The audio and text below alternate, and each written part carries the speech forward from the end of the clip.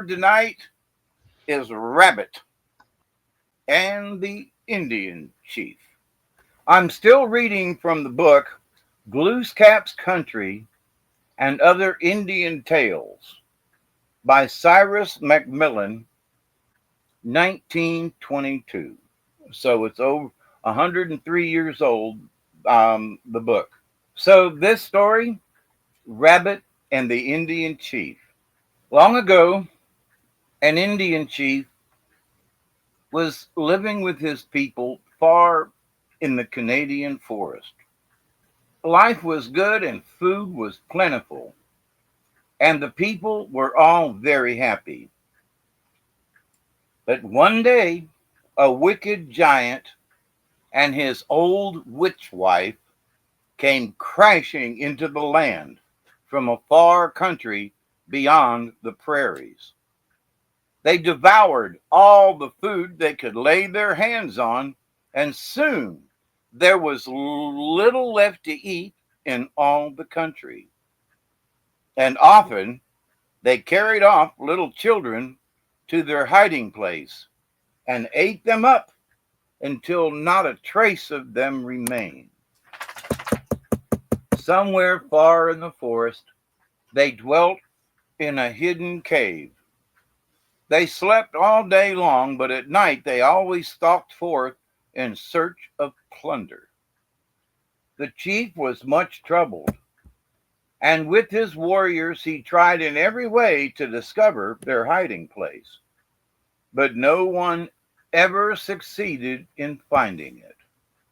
For by the use of their magic power, the giant and his old witch wife could make themselves invisible when they walked abroad among men, and they could not be caught.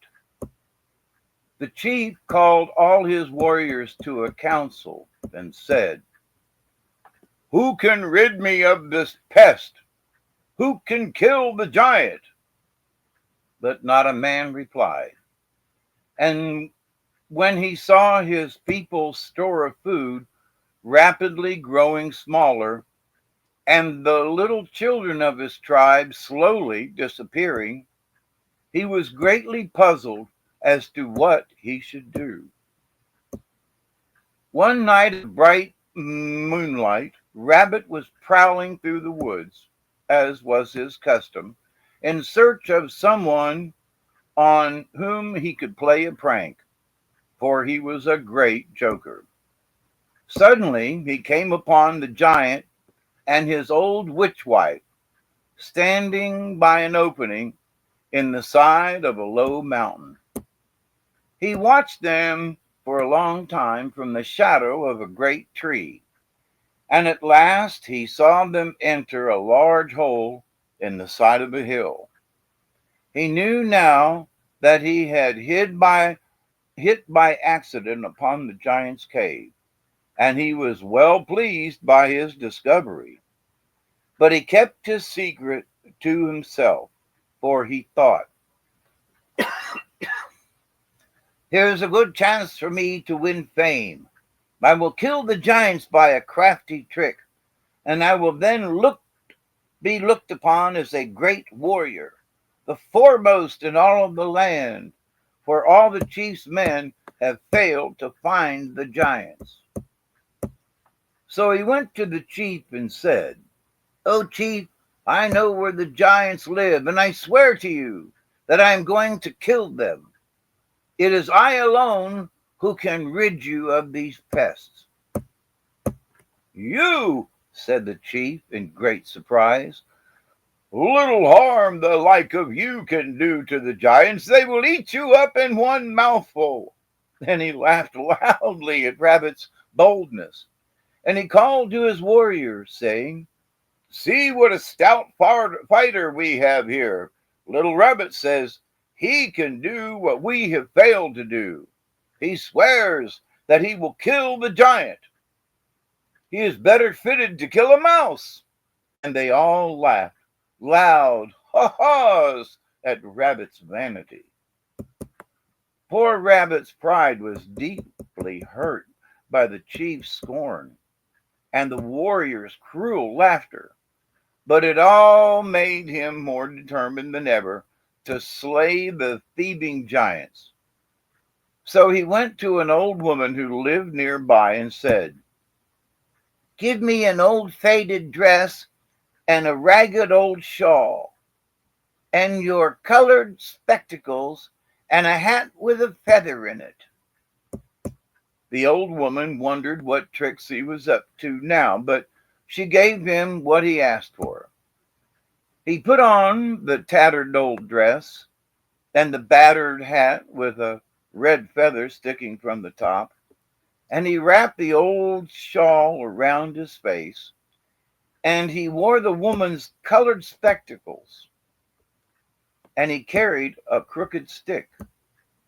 And dressed in this fashion, he set out towards evening for the giant's home. When he reached the mouth of the cave, he stood still and waited, leaning on his crooked stick, for night was coming on, and he knew that the giants would soon be going out on their plundering rounds. After a time, when it was quite dark, except for the moonlight, the giant's old witch wife came out of the cave. When she saw Rabbit in the dim light, she said gruffly, "Who are you, standing in the shadows?" "Oh, my dear niece," said Rabbit, "I have found you at last. I am your poor old aunt. I thought I had lost my way. I have come to see you from your home in the far country. It was a long journey, and my poor old legs and back are stiff and sore, and I am very hungry and tired." And he moved slowly towards the woman, hobbling along with his crooked stick. The giant woman was deceived, and she threw her arms around Rabbit and kissed him, and she did not feel his whiskers or his split lip because of the old shawl that was wrapped around his face. "I have a pain in my jaw from sleeping out of doors," said Rabbit, "and I must keep my face wrapped up."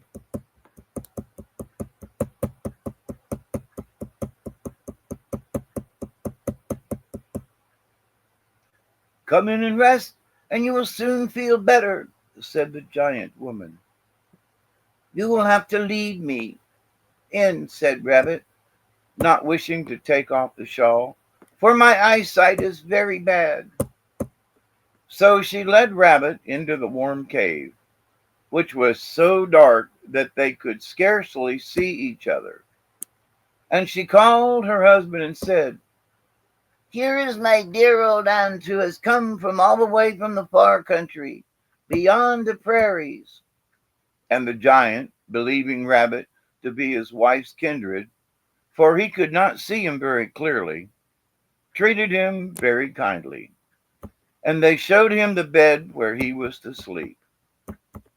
The woman then gave Rabbit a large piece of dried meat to eat, but Rabbit said, "I cannot eat it, for I am old, and I have lost all my teeth.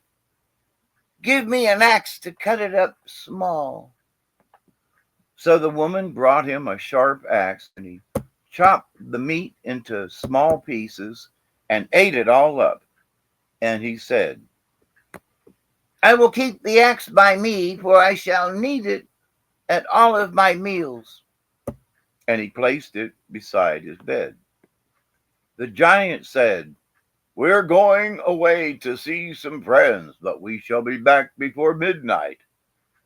But before they went away, Rabbit said to the woman, "I hope your husband sleeps soundly. I have a bad cough and sometimes moan because of the pain in my face and head, and I do not wish to disturb him." And the old giant woman answered, "He slumbers too well. When we sleep, we both snore loudly, and when you hear us snoring, you may cough as much as you please, for then you will know that we are sound asleep." Then the man and his witch wife went away. When the giants came home, Rabbit pretended to be fast asleep. They brought back with them much food, which they hid in a secret place at the side of the cave. Rabbit watched them through the holes in the old shawl around his head. Soon they went to bed, drowsy after their fat meal. When Rabbit heard them snoring loudly like a great waterfall, he arose very quietly and crept softly to their bedside. With 2 blows of his axe, he killed the giant and his wife, one after the other. Then he ran away as fast as he could, carrying with him his old dress and hat and shawl, for he thought he might need them again. In the morning, he went to the chief's house and told the chief what he had done. The chief laughed scornfully, and he would not believe it until Rabbit brought him to the cave and showed him the slain giants, cold and stiff in their bed.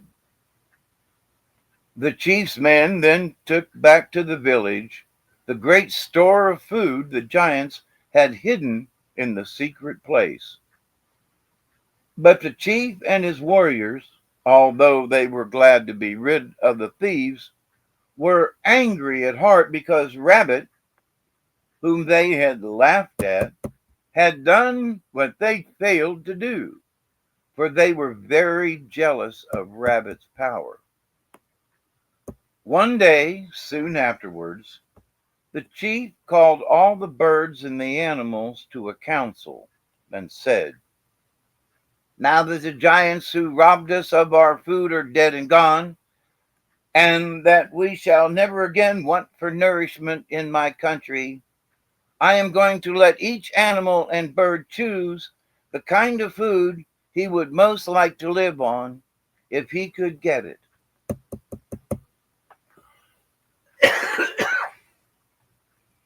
And they shall never want for that kind of food if it can be provided."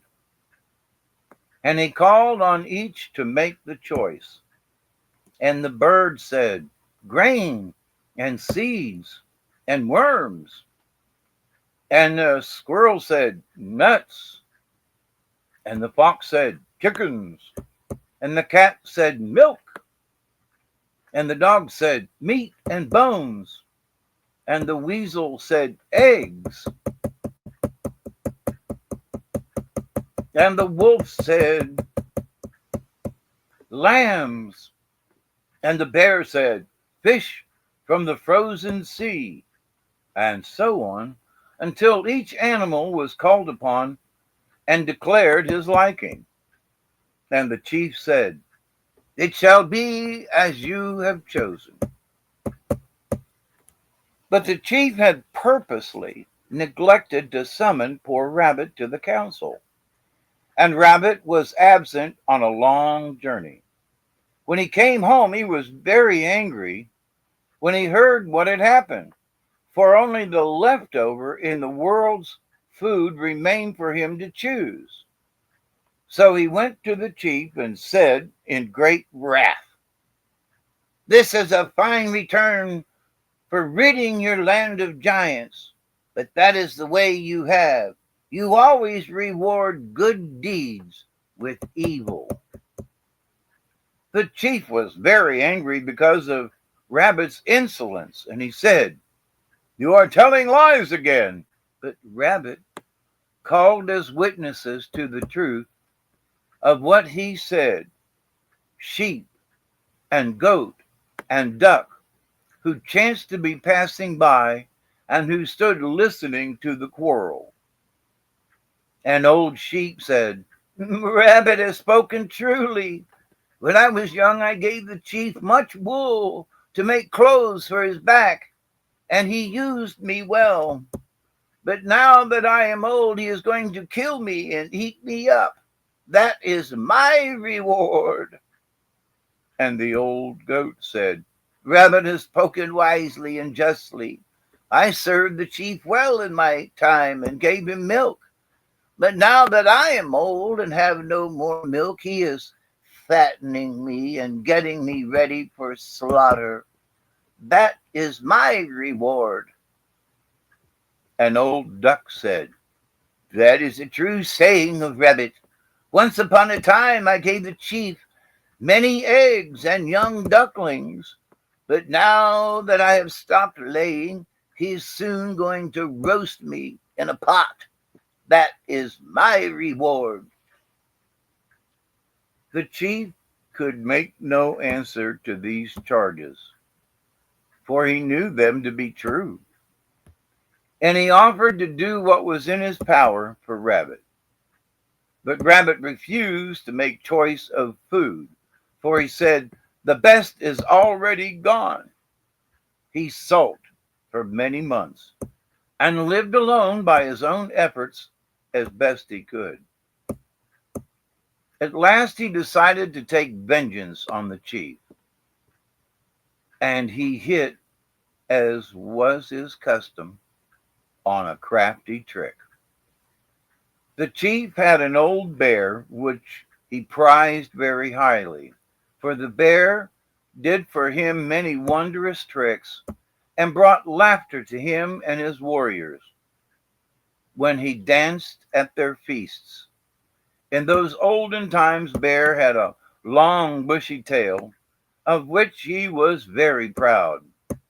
One day, as Rabbit sat on the ice fishing, for it was now winter, Bear came along.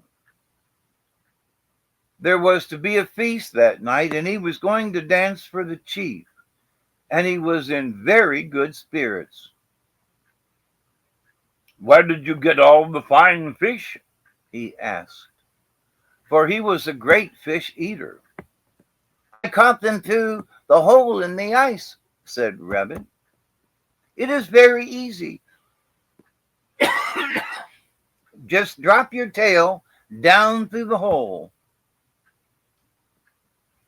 and it will soon be covered with fine big fish. The bear did as he was told, and he sat on the ice for a long time waiting for his prey. He sat so long that the hole froze up, for it was very cold, and in it was frozen poor Bear's long bushy tail. Now, said Rabbit, jump quick, for many fish are hanging to you.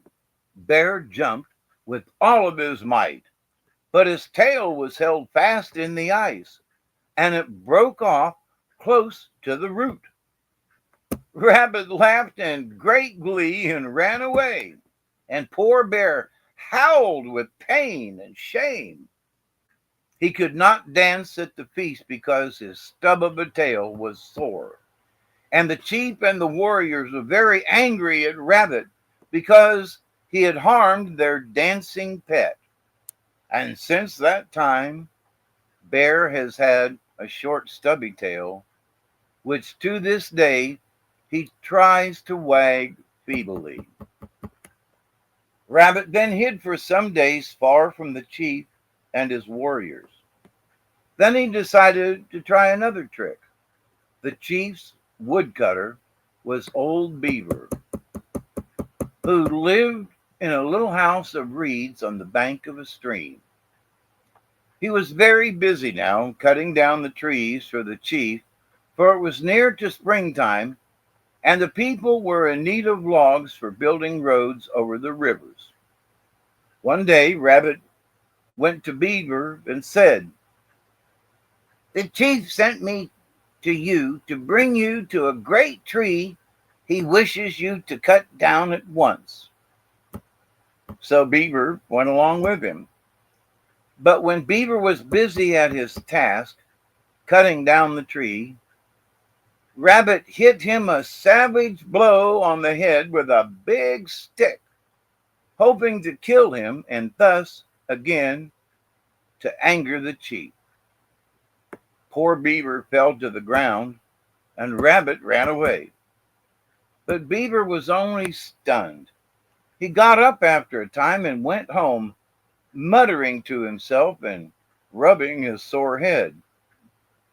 Soon, Rabbit came back to the tree and found Beaver gone. He knew that his blow had failed.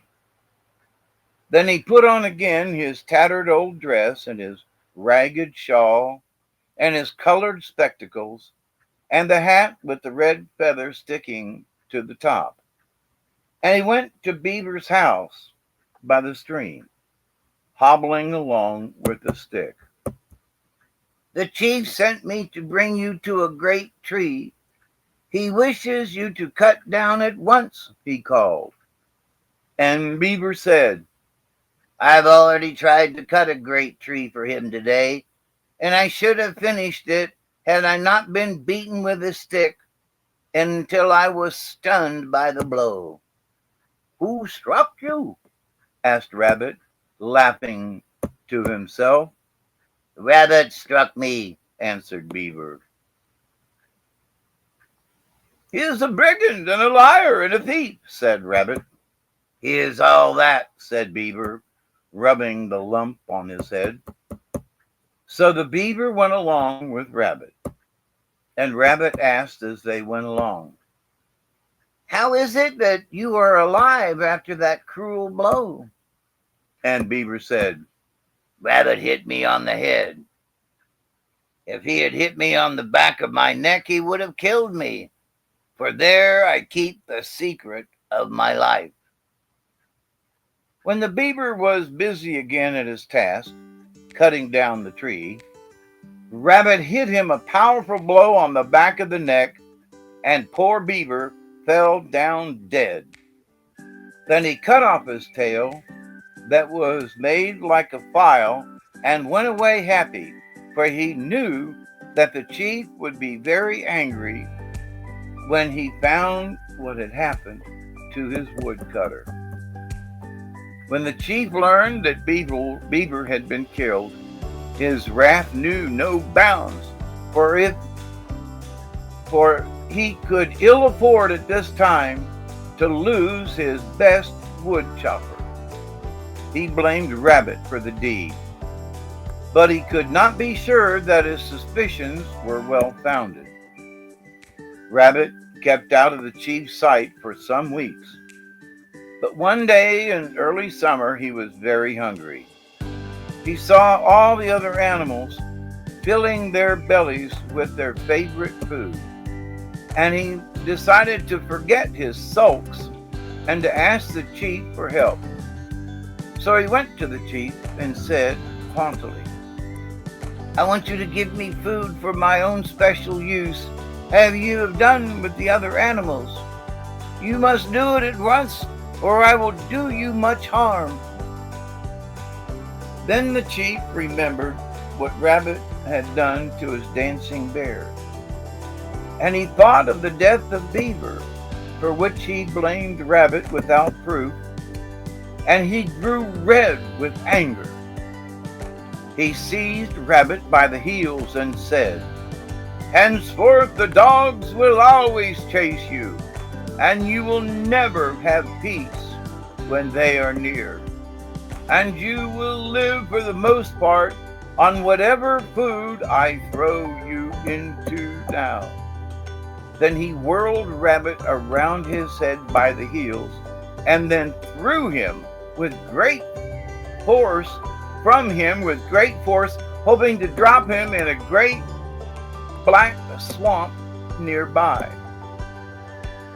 Poor Rabbit went flying through the air for a great distance, farther than the chief had hoped, and he dropped with a thud into a field of clover on the edge of which cabbages and lettuce were growing.